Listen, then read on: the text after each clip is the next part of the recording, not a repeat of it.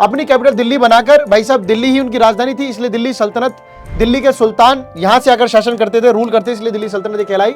जो कि कुतुब मीनार की बात करें तो इसकी शुरुआत कुतुबुद्दीन ऐबक ने की थी और इसको कंप्लीट किया था इल्तुतमिश ने। ये उन्होंने, कुतुबुद्दीन ऐबक ने अपने गुरु ख्वाजा कुतुबुद्दीन बख्तियार काकी की याद में कुतुब मीनार बनवाया था। पहले जमीन दी जाती थी सोल्जर्स को काम के बदले, बट इसने बोला कि मैं कैश दूंगा। कैश के लिए बहुत सारे लोग इसके साथ आए। टोकन करेंसी की बात करें, ब्रोंज टंग का इसने चलाया इन प्लेस ऑफ सिल्वर की जगह पे, due to the shortage of silver हो गई इसलिए इसने ब्रोंज चला दिया। अब करेंसी तो फेक हो गई, तनख्वाह कहां से देगा, तो वो प्रोजेक्ट सपना जो है उसका फेल हो गया। फेलियर राजा बिल्कुल रहा। हाय एवरीवन, क्या हाल चाल है आप सभी लोगों के, कैसे आप लोग? उम्मीद करता हूं कि बहुत ही मस्त होंगे और तंदुरुस्त होंगे और यही डायलॉग बार बार सुन भी रहे होंगे। अब तक के जितने लेक्चर्स हुए उन सब में यही डायलॉग तो करते आया हूं। क्यों भाई, और पूछू भी क्या, आपसे हालचाल जान लेता हूं, बस थोड़ी सी बात करता हूं, फिर कहूंगा वन शॉट कर रहा हूं और उसका क्लास लेक्चर 10-5 मिनट में खत्म, और उसके बाद कहता गुड नाइट, जय बाय बाय, मुस्कुराते रहो, पढ़ते रहो, एंजॉय करते रहो। भाई सेम डायलॉग ही बोलना पड़ता है बार बार, क्या करें, क्योंकि टीचर है, टीचर का काम है बार बार एक ही चीजों को करवाना ताकि बच्चा उसका परफेक्ट हो जाए। मेडिवल इंडिया का पार्ट 2 कर रहे हैं, अगेन दिल्ली सल्तनत पढ़ने वाले हैं, वन शॉट ये लेक्चर होने वाला है, बिना किसी देरी के आ जाइए भैया। एक पीरियड था 1206 से लेके 1526 तक जब 5 डायनेस्टी हुआ करती थी। नाम था SKTSL, स्लेव खिलजी तुगलक सैयद लोदी। भैया क्या नाम था? स्लेव खिलजी तुगलक सैयद और लोदी डायनेस्टी। ठीक है, ये 5 डायनेस्टी आई थी, इन्हीं को दिल्ली सल्तनत का टाइम पीरियड कहा जाता है। इनको दिल्ली सल्तनत इसलिए बोला जाता है क्योंकि ये दिल्ली से ही रूल करते थे। यहाँ की डायनेस्टी, अलग अलग इलाके के लोग अपनी कैपिटल दिल्ली बनाकर, भाई साहब दिल्ली ही उनकी राजधानी थी, इसलिए दिल्ली सल्तनत, दिल्ली के सुल्तान यहां से आकर शासन करते थे, रूल करते, इसलिए दिल्ली सल्तनत कहलाई। सोर्सेज की बात करें, जो इतिहास है, इनकी जो हिस्ट्रीज है, वो बहुत सारे पढ़े लिखे लोगों ने लिखी है। जो इनके सेक्रेटरी हुआ करते थे, जो कि एडमिनिस्ट्रेटर हुआ करते थे, इनके दरबार में कवि थे, इनके यहाँ पे कोर्ट में जो लोग थे, वही सब लोग कलेक्ट करके अपने अपने राजाओं के बारे में लिखा करते थे। हाउएवर इनके जो ऑथर्स थे, लगभग इन्होंने जो आप सुल्तान के लिए लिखा है वो इसलिए लिखा था ताकि उनको बदले में कुछ अच्छी वो बातें लेके और सुल्तान उनको पैसे दे, इनाम दे। ये जो हैंड रिटन वर्क्स किए गए हैं, देवर डेकोरेट विद गोल्ड और सिल्वर से जो डेकोरेट किया था, हाईलाइट किया जाता था। जो इंपॉर्टेंट वर्ड होते हैं उसके नीचे अंडरलाइन करते थे गोल्ड मार्क से कि भैया ये जरूर पढ़ लेना हमारे बारे में। सो ये सब जानकारी जो है आपको यहां से देखने को मिल जाएगी। बहुत सजा सजा के पूरा मैन्युस्क्रिप्ट बनाई जाती थी। इंस्क्रिप्शन की बात करें, इंस्क्रिप्शन सबने ही लिखवाए हैं, सभी राजाओं ने लिखवाए हैं। इनके जो इंस्क्रिप्शन है वो कॉइन्स के ऊपर, मॉन्यूमेंट्स के ऊपर, माइलस्टोन्स के ऊपर, टॉम स्टोन, गुंबद उम्बद सब जगह लिखवाए हैं। इनके जो इंस्क्रिप्शन है, record land grants made by various ruler ने जो दान किए वो सब, जो छोटे मोटे राजाओं ने दान किए वो सब। Other are description of battle, लड़ाइयों की कहानियां। यूलोजीज, यूलोजीज क्या होता है? अपने बारे में प्रेज करवा करवा के लिखवाया गया है। Together this inscription provide act as a good source of information बनता है, जो दिल्ली सल्तनत के बारे में बताते हैं। कुछ इंस्क्रिप्शन इनके संस्कृत में, कुछ अरबी में, कुछ फारसी में, दोनों लैंग्वेज में लिखे गए। For example the first coin जो सबसे पहले इशू किए थे मोहम्मद बिन बख्तियार खिलजी ने, वो अरबी और संस्कृत भाषा में जो है वो लिखे गए थे। मॉन्यूमेंट्स की बात करें तो दिल्ली सल्तनत में बहुत सारे मॉन्यूमेंट्स बने हैं जिन्होंने न केवल इनके कल्चरल ट्रेंड को बताया कि कल्चरली इंटरेस्टेड थे, बल्कि इनके लिविंग कंडीशन स्टाइल को बताया, कैसे ये इनका वेश विश्वास सोशो कल्चर को लेकर था। द मोस्ट सिग्निफिकेंट अगर आप देखेंगे तो आप नहीं भूल पाएंगे कुतुब मीनार, जो कि दिल्ली में है। जो कि कुतुब मीनार की बात करें तो शुरुआत कुतुबुद्दीन ऐबक ने की थी और इसको कंप्लीट किया था इल्तुतमिश ने। ये उन्होंने, कुतुबुद्दीन ऐबक ने अपने गुरु ख्वाजा कुतुबुद्दीन बख्तियार काकी की याद में कुतुब मीनार बनवाया था। ठीक है, कुतुबुद्दीन ऐबक ने। ये ओरिजिनली जो है बहुत लंबी हाइट का था, 71.4 मीटर का था। 4 इसमें बिल्डिंग थी। इसका जो टावर है वो बिजली गिरने से टूट गया था 1369 में। उसके बाद इसको रिपेयर कराया, फिर बाद में पूरी एक और लंबी हाइट तक है, जो आज हाइट है, फिरोज शाह तुगलक ने बनवाया था। इसे 5 माले हैं, यानी 4 माले इसके, 5वां माला इसका। एंट्रेंस इसका नॉर्थ साइड से है। मीनार में सर्कुलर टावर है पूरा। आप टावर देखोगे तो आपको पूरी तरीके से ऐसा ही कुछ कुछ देखने को मिलेगा। पूरा टावर इसी तरीके से आपको कुछ कुछ खुचुर खुचुर खुचुर ऐसे कर करके छोटा छोटा वो देखने को मिलता है। पूरा टावर सर्कुलर शेप में है। ऊपर जाते जाते सिकुड़ा हो जाता है, नीचे आके चौड़ा है सब में। लाल पत्थर का यूज, मार्बल का यूज, क्वार्टजाइट का यूज किया गया है। हर टावर में बालकनी है। बालकनी इस तरीके से बनाई गई, सारा प्रेशर वो सहन कर सके। होली कुरान के इसमें कुछ फोटोज, कुछ इसमें पत्तियां, फूल, कई सारी चीजें अच्छी अच्छी इस पे लिखी गई हैं। स्लेव डायनेस्टी की बात करें तो शुरुआत में आप जानेंगे 5 डायनेस्टी हुआ ही है दिल्ली सल्तनत में। स्लेव खिलजी तुगलक सैयद लोदी। मोहम्मद गौरी जो है उसने डिफीट किया था 1192 में पृथ्वीराज चौहान को, बैटल ऑफ किसमें? तराइन में। बैटल ऑफ तराइन 2 हुए थे। फर्स्ट बैटल ऑफ तराइन में पृथ्वी ने जो है, पृथ्वी वर्सेस गौरी हुआ था। गौरी हार गया था, पृथ्वी ने उसको छोड़ दिया था। वही सबसे बड़ी गलती थी गौरी को छोड़ने की। पृथ्वी ने उसको छोड़ा। अगले ही सेकंड युद्ध में जो है संयोगिता के पिता ने मिलकर जो इस चीज को करवाया, भाई साहब बाद में संयोगिता के पिता को भी मारा गया था। तो 1192 में जो है मोहम्मद गौरी ने पृथ्वीराज चौहान को मार दिया था। दिल्ली उसके बाद जो है इन्हीं सुल्तानों के हाथ में आ गई थी। From Delhi the Turkish ruler थे ये लोग, जो ये तुर्क से आए थे। मोहम्मद गौरी जो है ये गंगा प्लेन तक कब्जा किया, बिहार बंगाल को कब्जे में किया। उसके बाद तुर्क ने जो है Afghanistan, before living for Afghanistan, निकलने से पहले इन्होंने जो अपना एक गुलाम यहां पे छोड़ दिया जिसका नाम था कुतुबुद्दीन ऐबक। यानी गौरी ने छोड़ा कुतुबुद्दीन ऐबक को, और कुतुबुद्दीन ऐबक ने ही बाद में जो है सारी चीजों की स्टैब्लिशमेंट की थी। इसको फाउंडर ऑफ दिल्ली सल्तनत बोला जाता है। इसने ही शुरुआत की डायनेस्टी रखी थी। अर्ली रूलर जो थे इस डायनेस्टी को मामलुक सुल्तान कहा जाता था। सिंस ये जो सुल्तान थे ये स्लेव थे तुर्क के, जैसे मोहम्मद गौरी का गुलाम था कुतुबुद्दीन ऐबक, तो इसी तरीके से एक दूसरे के गुलाम होते हैं, इसलिए इसको डायनेस्टी को स्लेव डायनेस्टी बोला जाता है। To complete his master's work Qutbuddin Aibak embarked, जो है कुतुबुद्दीन ऐबक ने बहुत सारी सीरीज की लड़ाइयां लड़ी हैं, बहुत सारे इलाकों को कब्जे में लिया था, जैसे कालिंजर का किला, बुंदेलखंड का अनिलवारा का किला, जो गुजरात का, जीत कर अपने मालिक को गिफ्ट में दिया था क्योंकि उसको छोड़कर ही इसलिए गए थे। Besides being a brave and capable military general, Qutbuddin Aibak जो है अपने वचनों का, शब्दों का भी पक्का था। इसके दरबार में हसन निजामी और फखरे मुदीर नाम के स्कॉलर्स हुए हैं। Because of liberal distribution of money, इसका जो लिबरल डिस्ट्रीब्यूशन ऑफ मनी था, ये द टाइटल ऑफ लाख बख्श, लोगों को बहुत दान करता था, लाख बख्श नाम से जाना जाता था। Qutbuddin Aibak led the foundation of Qutub Minar in Delhi in the memory of famous Sufi Sant Khwaja Qutbuddin Bakhtiyar Kaki, which was completed by Iltutmish and the final edition by the Firoz Tughlaq. Fifth story, 1210 Qutbuddin Aibak die sudden fall from a house। चौको खेल रहा था, पोलो type game खेल रहा था, वहां से गिर के मर गया था।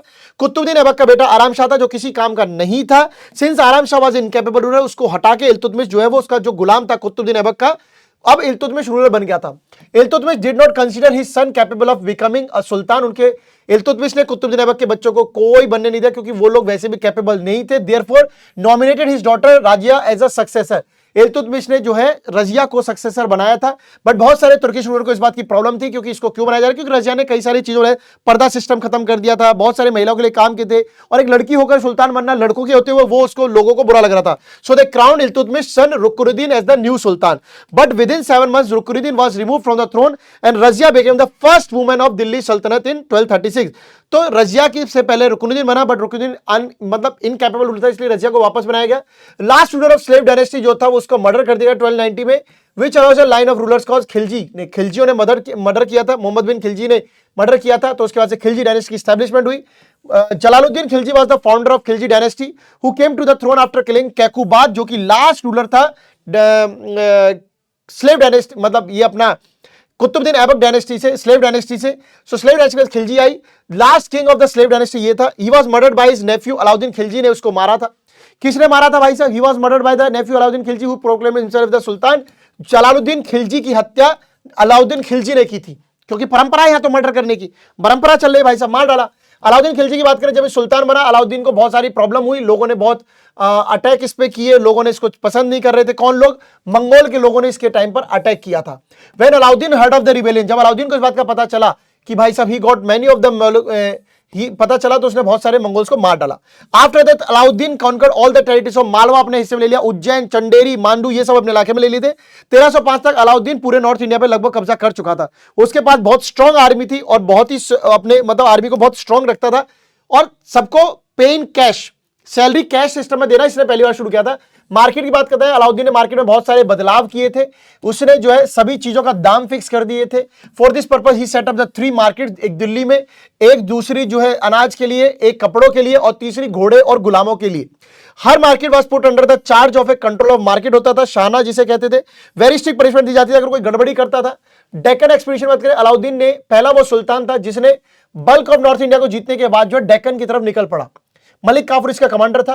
किंगडम ऑफ देवगिरी इसने जीता, वारंगल, द्वार समुद्रम ये सब इसने जीता, बट अपने अंडर मिलाया नहीं। इनको ये कह के छोड़ दे कि जाओ रूल करो, बट हमेशा मेरी पॉलिसी प्रैक्टिकली वो सब चलेगा। कारण ये था, एक तो इसके लिए बहुत आसान नहीं था नॉर्थ से इन इलाकों को कब्जे में रखना। दूसरा, he was more interested only in acquiring दौलत, दौलत उसको चाहिए थी, इलाके उसको नहीं चाहिए थे। Therefore the ruler of Deccan जो थे उनको फोर्सफुली वही बोला गया कि जो अलाउद्दीन कहेगा वो मानना पड़ेगा। मेजर्स अगेंस्ट राजा नोबिलिटी, जो नोबल क्लास लोग थे। When Alauddin Khilji came to the throne he had to face a series of rebellion from the nobles. Noble लोग उसको पसंद नहीं कर रहे थे, उन्होंने नोबल लोगों ने इसके खिलाफ आवाज उठाई, इसलिए इन्होंने बहुत सारे स्टेप लिए। जैसे नोबल्स को अलाउ नहीं किया गया कि वो पार्टी नहीं कर सकते, रईस लोग पार्टी नहीं कर सकते, कोई त्योहार नहीं बना सकते थे, दारू वगैरह ये सब नहीं पी सकते थे, गैम्बलिंग वगैरह अलाउड नहीं थी। सोल्जर्स को he stopped paying soldiers in land, पहले जमीन दी जाती थी सोल्जर्स को काम के बदले, बट इसने बोला कि मैं कैश दूंगा, कैश के लिए बहुत सारे लोग इसके साथ आए। He establish an efficient spy system भी इसने रख रखा था ताकि पता चले कि नोबल कहीं गलती से गद्दारी तो नहीं कर रहे।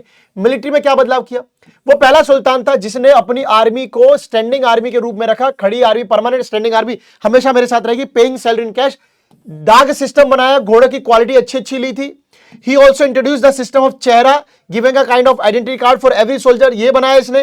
He himself approved all recruitments to the army, army में सब कुछ ये रिक्रूट करता था, उनकी सैलरी यही देता था रॉयल खजाने से, ताकि भाई साहब सब अच्छी आर्मी बनाई जा रही है। रेवेन्यू में क्या बदलाव किया, He brought all the land of empire under his direct control, कोई भी जमीन है मेरे अंडर कंट्रोल आएगी।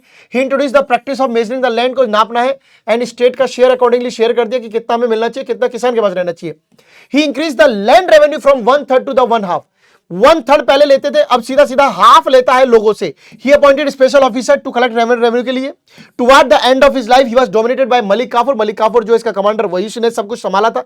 After many भैंसबाजी the Khilji dynasty finally came to an end and गाजी मलिक ने जो है अब कमाल संभाला। ठीक है, गाजी मलिक के आते ही आगे भाई साहब तुगलक डायनेस्टी, स्लेव गई, खिलजी गई, तुगलक आ गई।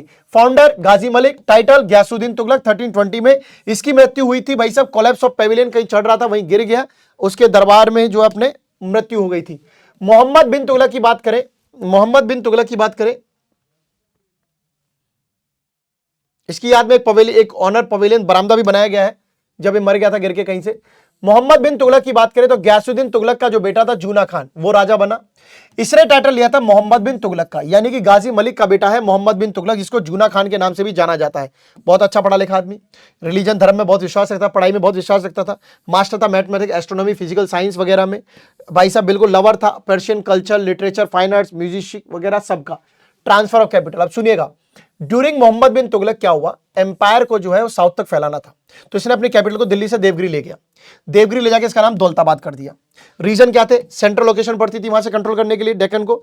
Delhi was constantly threaten by, Mongols attack करते थे बार बार। Delhi was in grip of severe famine, ठंड बंड आ जाती, कभी भूखमरी लग रही थी वहां पे, सब हो रहा था। तो इसलिए अपने religious heads and people of Delhi से बोला कि भैया मैं दौलताबाद शिफ्ट हो रहा हूं, बट ये वापस आ गया था। लोगों को, लोग वहां पसंद है, गालियां लिखते थे इसके लिए। टोकन करेंसी की बात करें, ब्रोंज टंका इसने चलाया इन प्लेस ऑफ सिल्वर की जगह पे, due to the shortage of silver हो गई थी इसलिए इसने ब्रोंज चला दिया। एक्सपेरिमेंट, बट ये भी फेल हुआ क्योंकि फेक करेंसी आ गई, तो इसकी ब्रॉन्ज करेंसी भी बेकार रही। इसने करेंसी को वापस ले लिया और इससे लोगों में जो है हड़कंप बच गया। देखो कैपिटल करी वो नहीं चली, सिक्का करा वो भी नहीं चला। टैक्सेशन इन दोएब एरिया, ये भी एक इसकी प्रॉब्लम थी। जो एरिया तीनों तरफ पानी से घिरा हुआ था, तीनों मतलब पानी के आसपास जो एरिया दो जगह से पानी से घिरा होता था, दो जगह से, दोएब है ना, ठीक है, पानी से दो जगह से घिरा था, उस जगह पे टैक्स ले, पहले वहां रहना कोई नहीं चाहता था, तो मोहम्मद चाहता था कि उन एरियाओं को, उन इंडियन टेरिटरी को अपने कब्जे में ले लूं और सेंट्रल एशिया कब्जे में ले लूं, फिर उनसे पैसा कर लूंगा। क्यों? क्योंकि इसको अपना पैसा चाहिए था आर्मी बनाने के लिए, तो इन इलाकों पे कब्जा करके पैसा लेना चाहता था। इसके लिए इसने लैंड टैक्स बढ़ा दिया। फर्टाइल एरिया पे, गंगा मुना एरिया पे इसने टैक्स बढ़ाना शुरू कर दिया। उसी समय जो यहाँ पे फेमाइन आ गया, भूखमरी चल गई, लोगों ने बोला हम टैक्स नहीं देंगे, बट ये लगातार टैक्स लेना चाहता था कि कैसे भी करके टैक्स दो। इस वजह से लोग जो है जंगल की तरफ भागने लगे। तो क्या हुआ, no benefit, many people died starvation. क्यों? क्योंकि लोग मर रहे थे, कोई फायदा नहीं था। सो मोहम्मद बिन तुगलक ने कुछ स्टेप्स लिए। मोहम्मद बिन तुगलक ने क्या स्टेप्स लिए, अब सुनिएगा। फ्री डिस्ट्रीब्यूशन ऑफ ग्रेन किया, बाद में एडवांस लोन देना दिया कि तुम काम धंधा तो करो, इंप्रूव इरिगेशन फैसिलिटी, पर फायदा क्या जब लोगों को तूने परेशान कर दिया तो। सो मोहम्मद से ये लोग जो है वो परेशान हो गए। क्लियर है? क्लियर है? क्लियर है एवरीवन? मोहम्मद बिन तुगलक का पूरा हो गया, ठीक है, आगे चलते हैं। प्लान ऑफ कॉन्क्वेस्ट, लड़ाई सुनिए। मोहम्मद बिन तुगलक जो है वो सपना देखता था पूरे वर्ल्ड पे कब्जा करने का। इसके लिए उसने एक बड़ी आर्मी चाहिए थी, जिसको उसने 1 साल एडवांस में सैलरी पे करी एंड डिसाइड किया कि अब हम अटैक करेंगे खुरासान, पर्शियन, इराक वगैरह पे। But failure of currency, Mohammad bin Tughlaq to project distribution and disbanded the army. अब करेंसी तो फेक हो गई, तनख्वाह कहां से देगा, तो वो प्रोजेक्ट सपना जो है उसका फेल हो गया। फेलियर राजा बिल्कुल रहा। सुल्तनत एडमिनिस्ट्रेशन कैसे चली, देखिए जो दिल्ली के सुल्तान थे वो सुप्रीम पावर रखते थे अपने पास, एक कानून बनाने की, कानून लागू करने की, आर्मी की, सब कुछ अथॉरिटी उनके पास थी। इनको मदद करने के लिए कुछ मिनिस्टर होते थे, जैसे वजीर होता था, जिसे प्राइम मिनिस्टर कहते हैं आज की वैल्यू में बराबर, जो कि सुपरवाइज करते थे सारे ऑफिसर जो अदर थे उनका काम। और सारी जो है सारा फाइनल डिसीजन, ध्यान रखना, राजा के पास ही होता था, फाइनल डिसीजन उसके पास था। मिनिस्टर इंचार्ज होते थे आर्मी के, जिन्हें हम क्या कहते हैं, अजीज मुमलिक, बट सुल्तान जो है मेन कमांडर ऑफ चीफ होता था। ये जो मिनिस्टर होते हैं रिक्रूट करते थे, इक्विप करते थे आर्मी को, सन का मन का सब देना, बट कितनी देना है, क्या देना है, कहां रिक्रूट करना है, सब राजा के बाद।